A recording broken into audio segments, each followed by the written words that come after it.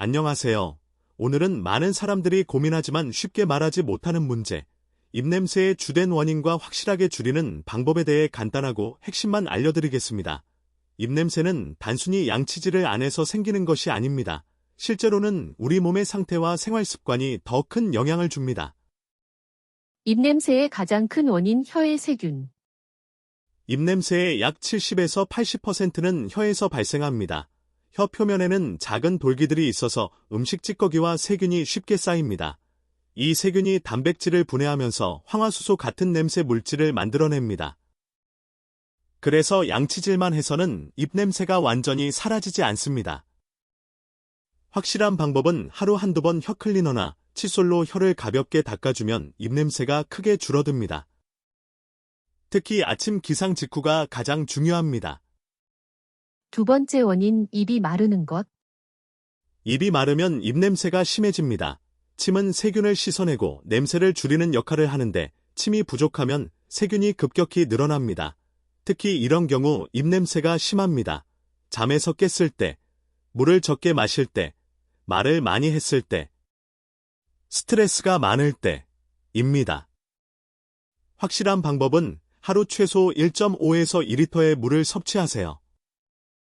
물을 자주 마시는 것만으로도 입냄새가 크게 줄어듭니다. 세 번째 원인, 음식물 찌꺼기. 치아 사이에 낀 음식은 썩으면서 냄새를 만듭니다.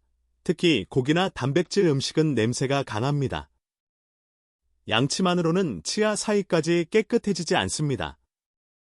확실한 방법은 하루 한 번만이라도 치실을 사용하고 치간 칫솔도 사용해보세요. 이것만 해도 입냄새는 확실히 줄어듭니다.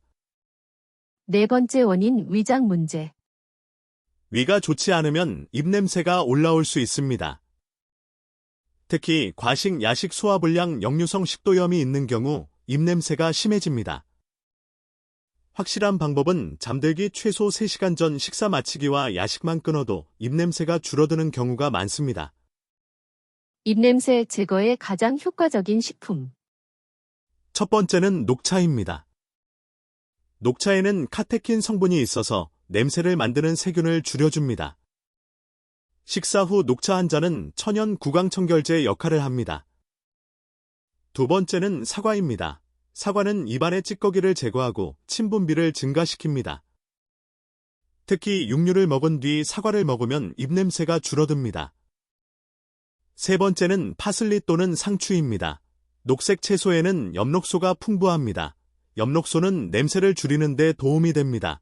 고기를 먹은 뒤 상추를 먹는 것이 입냄새 감소에 좋은 이유입니다. 가장 확실한 입냄새 제거 방법. 입냄새를 줄이는 가장 확실한 방법은 단순합니다. 혀를 닦는다. 물을 충분히 마신다, 치실을 사용한다, 야식을 줄인다.